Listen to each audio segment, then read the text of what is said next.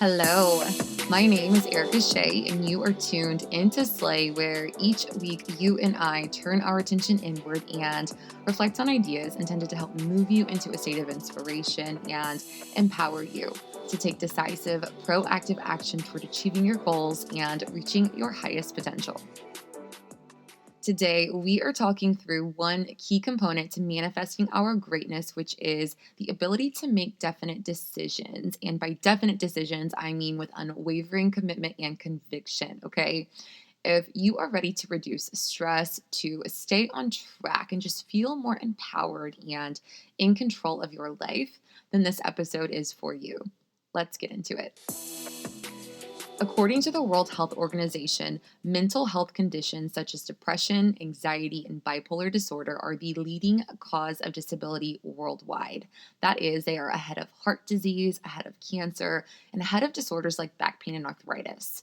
The organization estimates that more than 450 million people suffer from mental or neurological disorders, and that 1 in 4 people in the world will be affected by mental or neurological disorders at some point in their lives.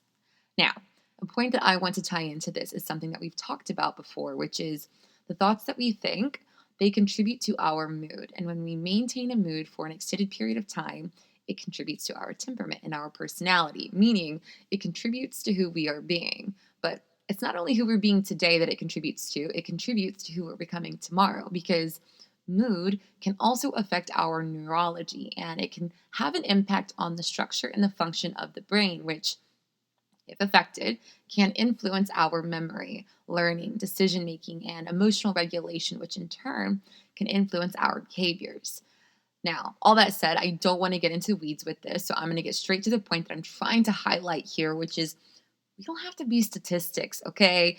We can't control what we can't control, like genetics or what has already happened to us in life, but we can absolutely control how we respond in each present moment here forward and take steps to promote good health and to increase the likelihood of us leading a life that we love. But we have to decide. And maybe you're someone who still doesn't know what you want yet. Maybe you haven't yet connected to a purpose that moves you. Maybe the only desire that you have right now is to no longer feel the pain of sadness or worthlessness. You just want to feel peace, calm, openness in your soul, and love in and about you. When I was at my lowest, darkest point, that was me. I couldn't tell you exactly what I wanted. I just knew that what was existing around me, it wasn't it. And fortunately for me, I had my girls that were growing, and I knew that if I wanted them to be all that they could be, it was up to me, and that I was going to have to be a mirror for them. And so I was incentivized in that way to stay focused. Maybe you don't have that kind of luxury of just having an external why that is greater than you right now, that you can lean on when you feel motivation slipping or just old ways trying to creep in. This is where faith becomes so crucial. This is where leaning on your higher self, your higher mind becomes so crucial. This is where the saying, let go and let God, comes to mind for me. If you are in the place that I described, or you are in a place where you're not satisfied with the circumstances of your life, it is time to have a sit down, friend. And by sit down, I mean you having a full ass seat mentally and deciding definitely and completely that every step that you take from here on out is a step forward in an entirely new direction. And though it's new, it doesn't have to be hard, okay? I say that, but I also want to emphasize and stress the importance of just giving yourself your best chance by simplifying.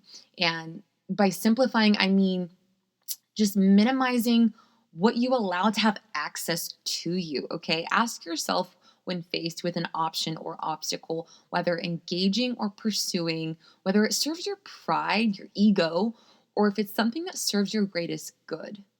Determine whether something is a definite yes for you or if it's not. And if it's not, then make it a hard no and do it swiftly. Avoid ruminating on little things, okay? And by little things, I'm going to give you an example. So, say you're at home, you're not doing anything, dishes are in the sink, it's bothering you that they're not cleaned and your space isn't tidy. Rather than think about how many times you've done dishes this week and how, other people around the house, maybe they're not holding their weight and how much you hate doing dishes, just do the dishes.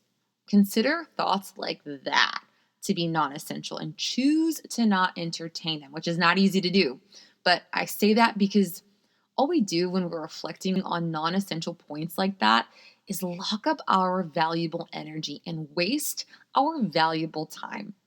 The quicker you can get up and clean, the quicker those dishes are going to be done, and the quicker you're going to feel better, and the more likely you are to find something else to make yourself productive doing. Because like attracts like. When you're thinking things, when you get your body involved, especially, and you start to feel good, you start to think higher thinking, higher vibrating thoughts, you attract more thoughts of like kind, and your body, it follows suit. And if you're just sitting there reflecting on how much you don't want to do anything, the longer you're going to sit there not doing anything. And the longer you're going to feel like shit about your space because now, not only is it literally filthy because you got dishes piled up in the sink, but now you've also gone and like sullied and dirtied it up with your just energetic, low vibrating thoughts. The environment now energetically is dirty as well. So, my point is this: maybe you don't know what you want exactly. The least you can do is decide on the direction and say no to everything that pulls you from moving in that way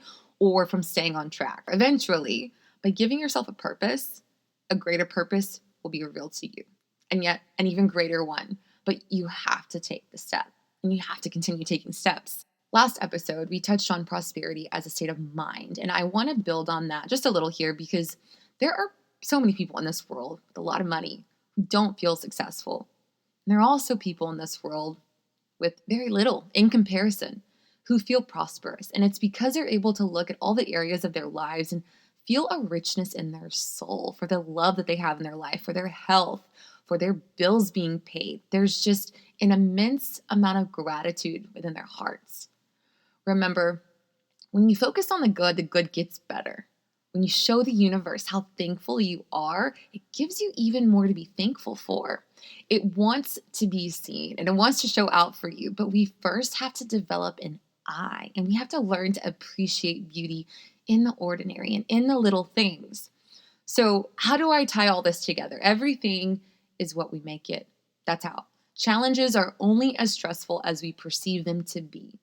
Most of the time, when we face problems, we don't actually fix the problem. We just learn to move beyond it, which comes from just seeing things from a different perspective. Think about it. When you're faced with a challenge, try to remember this. We can't control what we can't control. If an obstacle is placed in your path, remember that where there is a will, there is a way. So, in other words, with time and persistence, a way will be revealed to you. So, rather than get frustrated, maybe just sleep on it.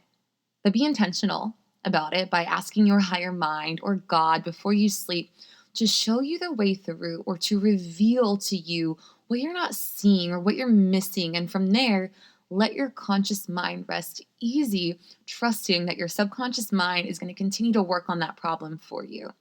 When you're pissed off at someone for something, rather than focus on the non-essentials of the issue, all the things that they've done in the past piss you off as well, because remember, like attracts like, and if you're thinking about something you're pissed off about, you're probably going to be thinking about other things they've done to piss you off. Focus on the essentials of this issue.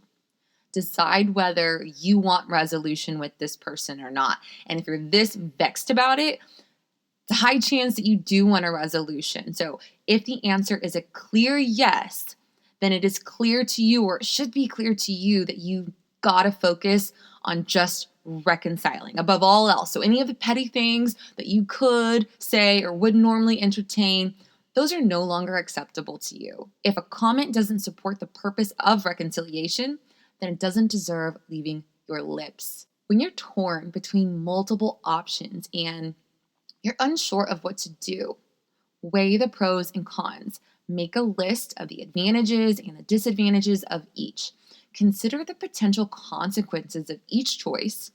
Do they move you in the direction of your higher good? Yes or no? I love me a yes or no, friend. Consider your values. Do the options align with them? Yes or no? Consider your vision. Do the options support your movement toward achieving your vision? Yes or no? Building on that, do they support your movement toward your vision without stepping on anyone else or bringing anyone else down? Yes or no? When you can decide your direction and you can stay focused on choosing choices that move you forward and toward your vision, making decisions becomes easier and easier. What used to feel stressful and overwhelming, it just begins to diminish and fall away because you've created clarity for yourself. And each time that you take a step forward and you choose a choice that aligns with your higher good, you create momentum. And eventually, you find yourself in a state of flow, with tunnel vision. You find yourself making decisions more quickly and taking action with more speed.